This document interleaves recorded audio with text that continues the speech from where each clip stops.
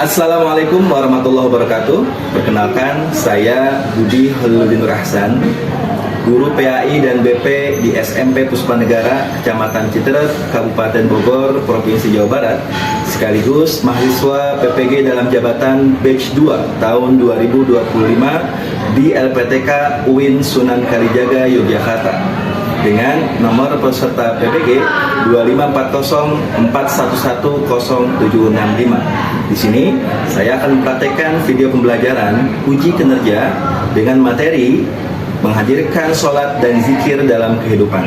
Semoga video ini dapat bermanfaat dan selamat menyaksikan. Assalamualaikum.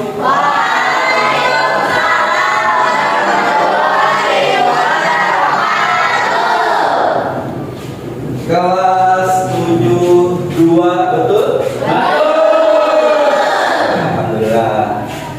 Kita ketemu lagi dengan Pak Budi. Insya Allah kita akan belajar materi pendidikan agama Islam. Oke, sebelum lanjut, Bapak perlu cek kesiapan kalian untuk memulai pembelajaran. Jadi tolong semuanya berdiri.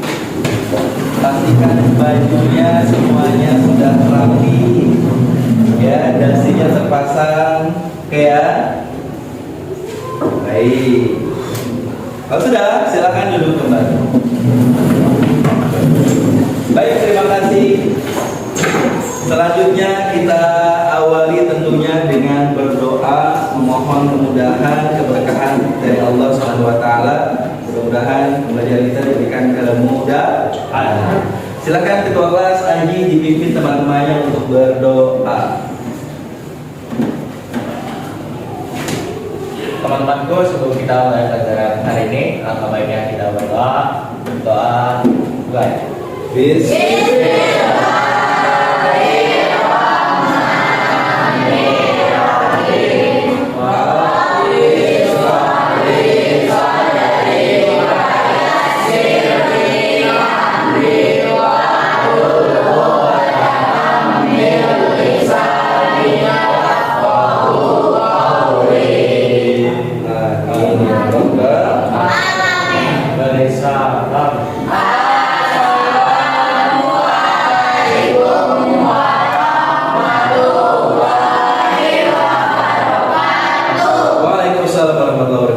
Terima kasih, silakan duduk Aji. Oke ya. Kelas 72, apa kabarnya hari ini?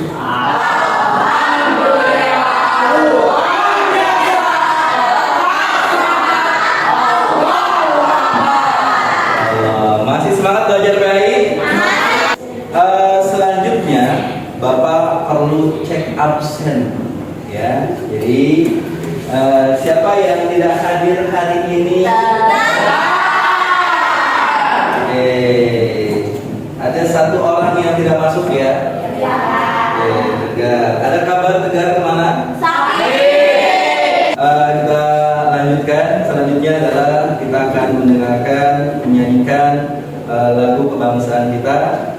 Untuk itu silahkan semuanya berdiri. Yeah.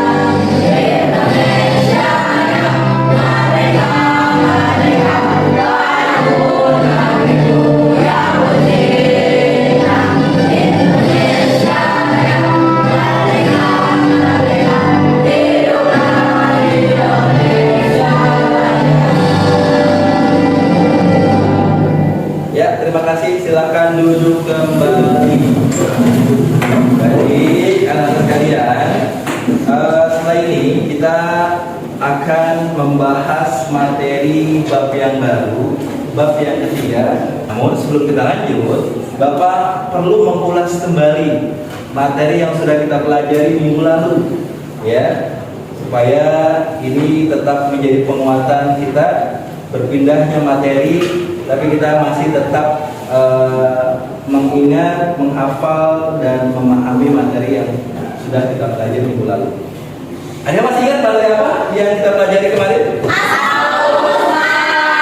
Oke, lebih dekat dengan Allah dengan Asmaul Husna. Ada yang tahu apa sih Asmaul Husna itu? Nama-nama Allah yang baik, yang mulia, yang agung. Oke ya. Ada berapa Asmaul Husna? Baik, anak sekalian, selanjutnya kita akan masuk kepada materi yang ketiga. Tapi terlebih dahulu, Bapak mau memberikan asesmen pretest. Ya, asesmen pretest ini bertujuan untuk mengukur kemampuan kalian, pemahaman kalian tentang pemahaman kalian tentang materi sholat dan zikir. Di awal sebelum Bapak menyampaikan materi sholat dan zikir. Jadi silakan siapkan handphonenya masing-masing. Ya, Bapak akan kirimkan Google Form-nya. Silakan diisi, ada 10 pertanyaan. Ya. Sebentar.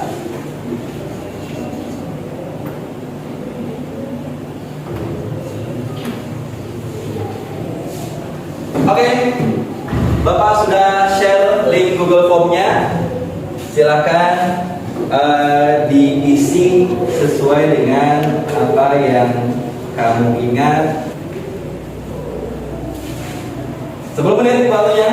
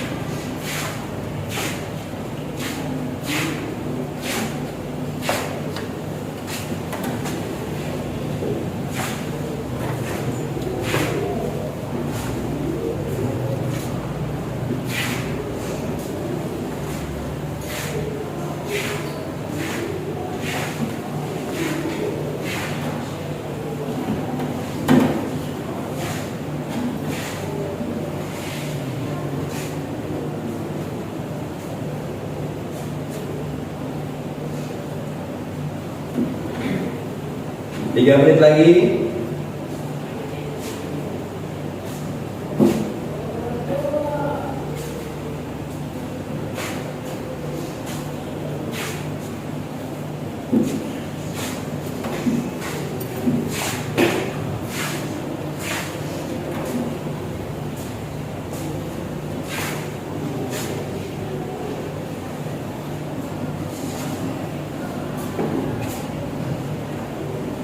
Satu menit lagi.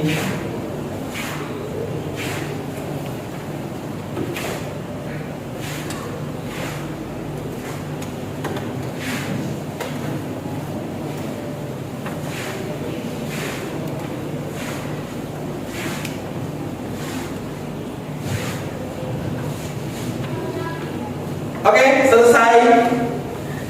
Silakan disubmit. Yang sudah selesai angkat tangan. Sudah selesai semua? Sudah cek. Oke, sudah selesai semua. Kemudian disimpan handphonenya. Tidak ada yang memegang handphone sekarang. Fokus kembali ke Bapak. Baik, yang sekalian terima kasih sudah mengisi formnya. Selanjutnya kita akan masuk materi bab yang ketiga.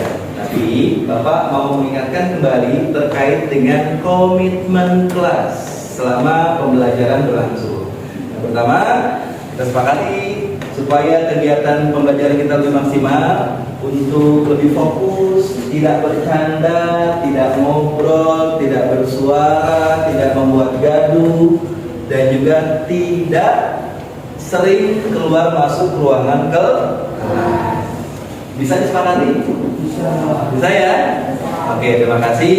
Oke, selanjutnya anak sekalian, Bapak mau kasih ice breaking supaya kita bisa lebih fokus ya. Perhatikan, kalau Bapak bilang pagi maka tepuk tangan sekali. Bapak bilang siang, tepuk tangan 2 kali. Bapak bilang sore, kalian tepuk tangan 3 kali. Tapi kalau Bapak bilang malam, maka ekspresi kalian dengan siap? Siap? Kita mulai tekniknya dengan 3 kali ya. Oke, perhatikan, lihat ke depan semua. Kita langsung mulai pagi. Itu materinya, menghadirkan sholat dan zikir dalam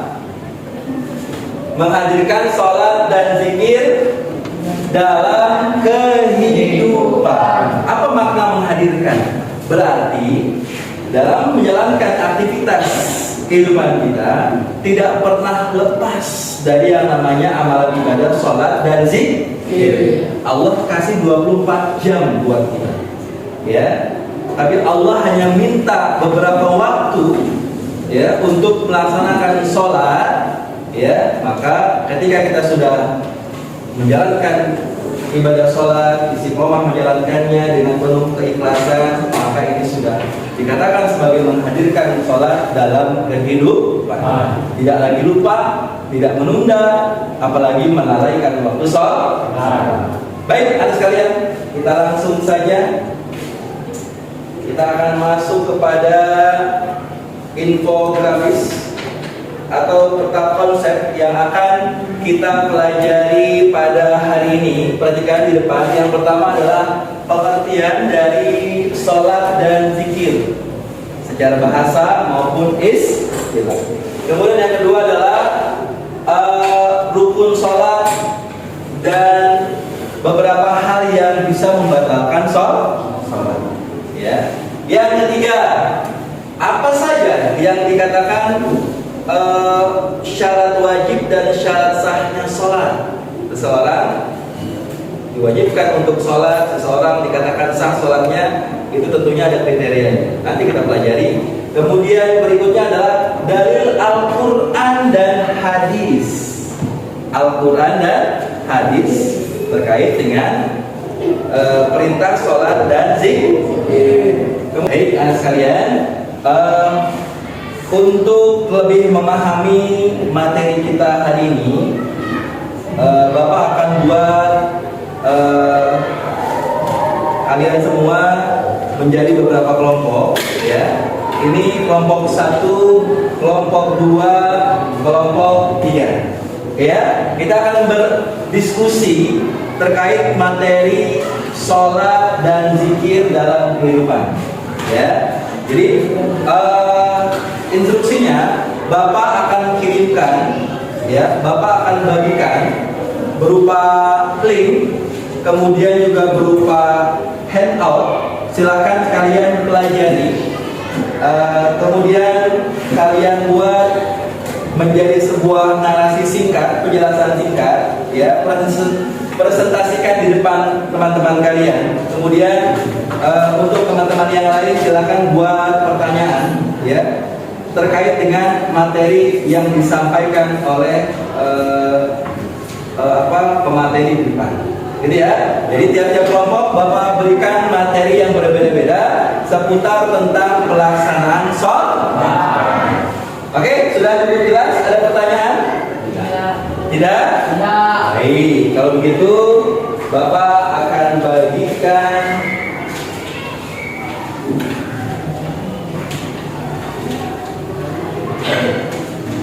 materinya.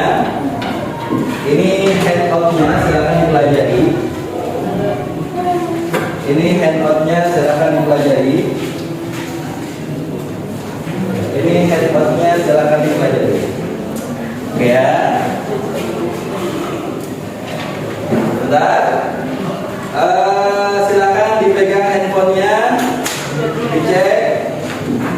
Grup kelasnya Bapak akan share judul materi tiap kelompok.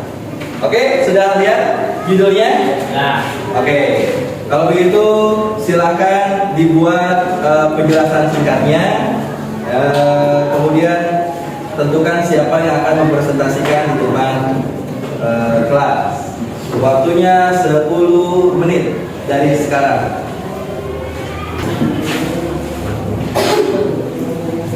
Assalamualaikum warahmatullahi wabarakatuh.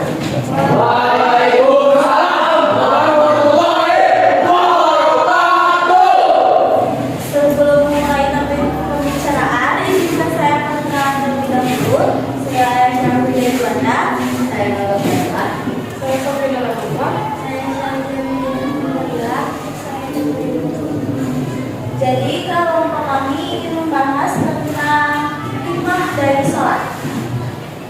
Sholat adalah ibadah yang tertinggi dalam syariat Islam. Disebut beberapa hikmah yang perlu diketahui.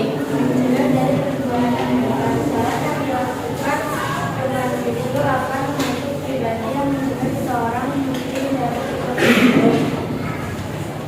Allah Subhanahu wa Ta'ala berfirman dalam Al-Quran surat Al-Ankabut ayat 45 yang artinya bacalah kita Al-Quran yang telah diwahyukan kepadamu Muhammad dan laksanakannya sholat.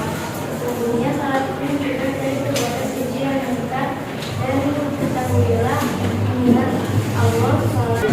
Perkenalkan, saya Dani dari kelompok 1. Saya akan menanyakan apa tanda awal balik sehingga jatuh hukum wajib sholat, dan apakah anak-anak yang belum balik tidak perlu melaksanakan sholat? Oke, pertanyaan yang bagus. Jelaskan tanda-tanda akhir balik sehingga dikatakan tamyiz atau mumayyiz, jatuh hukum wajib seorang untuk sholat, dan apakah anak-anak yang belum balik itu tidak perlu untuk sholat? Pertanyaan yang bagus. Silakan dijawab. Oke, izinkan saya Ayah Syafida Juanda menjawab pertanyaan Danis. Nah, dari hukum balik seseorang itu untuk laki-laki yang pertama ada mimpi basah, yang kedua muncul tanda khas pria seperti jakun atau kumis, dan untuk laki-laki balik itu di usia 15 tahun hijrah. Dan bagi yang perempuan, yang pertama mengalami haid, yang kedua muncul tanda khas kewanitaan, dan perempuan genap balik itu di usia 9 atau 15 tahun. Dan untuk anak-anak itu tidak wajib. Kamu tiada dari kelompok 2. Saya ingin bertanya, bagaimana jika sedang berada di tempat yang tidak diketahui arah kiblatnya? Bagaimana cara melaksanakannya? Oke, pertanyaan yang bagus. Bagaimana kalau kondisinya kita berada di tempat yang agak sulit untuk menentukan arah kiblat, di tengah hutan misalnya, tengah laut, kompas tidak berfungsi? Di mana kita menentukan arah kiblat? Pertanyaan yang bagus. Jadi pertama-tama kita bisa beristihad, yaitu kita melakukan niat bahwa kita ingin sholat, dan untuk kiblat bisa ditentukan arah kiblat yang kita yakini. Setelah meyakini kiblat yang ada, kita bisa melaksanakan sholat. Nah, bagaimana jika saat sholat kita baru mengetahui mana kiblat yang benar? Kita dapat tetap melaksanakan sholat dengan membalikan badan ke kiblat yang sehat. Oke, ada tanggapan? Cukup, Pak, cukup. Baik, kalau cukup, silakan closing. Oke, sekian dari kami. Kurang lebih mohon maaf bila ada salah kata. Wassalamualaikum warahmatullahi wabarakatuh.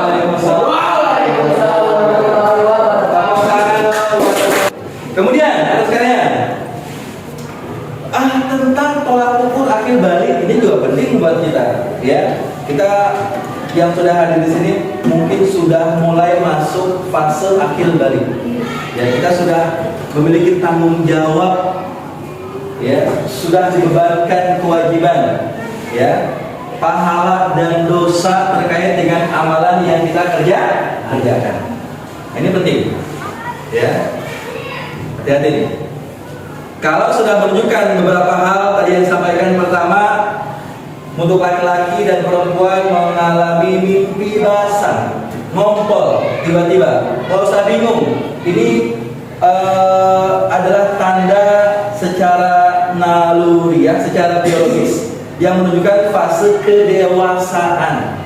dalam ilmu fikih ini sebagai tanda bahwa seorang sudah masuk akil balik. Yang kedua adalah tanda khas bagi laki-laki dan perempuan. Ya, kita sudah paham betul tanda khasnya masing-masing. Untuk laki-laki muncul kumis, muncul jenggot, ada japunnya dan lain sebagainya. Begitupun perempuan, rambutnya jadi lebih panjang. Gitu ya. Kemudian yang ketiga adalah sempurna umurnya 9 tahun buat perempuan, ya. Sampai 15 tahun sehingga mulai mengalami masa haid pertama. Oke, bervariasi. Ya, buat perempuan ada yang 9 tahun lebih cepat, ada yang lama 15 tahun, ya. Jadi masing-masing punya tandanya. Tolong diperhatikan masing-masing, ya. Kalau ada yang merasa, "Pak, saya belum mengalami fase ini." Bagaimana? Berarti saya nggak bisa sholat. Hati-hati. Untuk bisa istiqomah dalam pelaksanaan sholat ternyata perlu pembiasaan, perlu kesabaran, perlu kerja keras, perlu usaha, ya. Jadi banyak orang di usia dewasa ternyata mereka belum bisa konsisten karena memang dari usianya, usia akhir baliknya, masa kecilnya, salat berfaktornya tidak dibiasakan untuk melaksanakan sholat. Makanya kenapa sama orang tua kita, ayah kita, ibu kita suka diajak jamaah, yang laki-laki ayo ke masjid. Supaya apa? Supaya anak terbiasa untuk sholat. Sudah menjadi habit, kebiasaan. Dia tahu, oh udah bentar lagi masuk waktu sholat, dia siap-siap. Sehingga tidak sulit lagi buat dia melaksanakan sholat. Bisa dipahami? Dia melaksanakan sholat. Baik. Kami mengambil tema ini dikarenakan banyaknya kasus remaja menghabiskan waktu berjam-jam di media sosial hingga lupa waktu untuk sholat. Pertanyaan diskusi yang kami hasilkan adalah mengapa remaja lebih sibuk dengan media sosial daripada sholat? Yang kedua, apa dampak jika seseorang lebih mencintai dunia daripada ibadah? Yang ketiga, bagaimana cara mengatur waktu agar tetap aktif bermedia sosial tanpa melalaikan sholat? Jawabannya, Imam Wabarakatuh, karena kurangnya kesadaran akan pentingnya ibadah dan terlalu terpengaruh hiburan dunia. Yang kedua, orang yang mencintai dunia berlebihan akan lalai dari akhirat. Yang ketiga, bagaimana caranya? Caranya yaitu gunakan waktu dengan bijak, hentikan aktivitas sahabat dan manfaatkan media sosial untuk hal-hal baik. Hikmah dari tema ini adalah media sosial bukan alasan untuk lalai dari kewajiban sholat, mengajarkan disiplin dan menanamkan jiwa seperti itu. Oke, cukup tepuk tangan buat kelompok kita.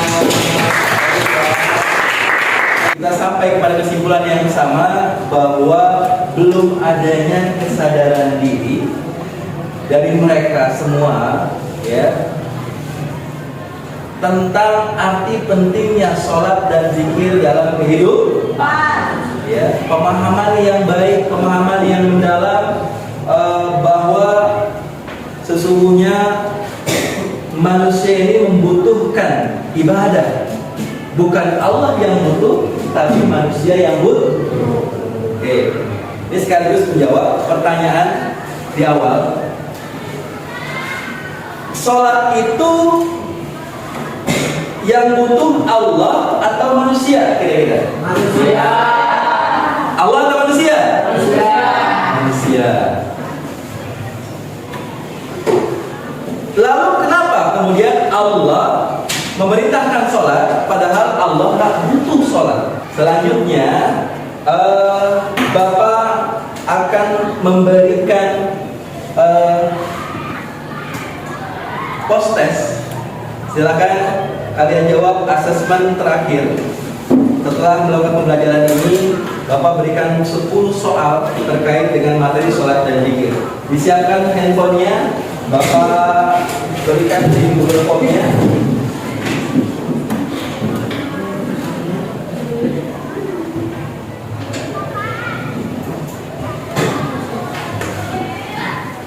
Ya, silakan untuk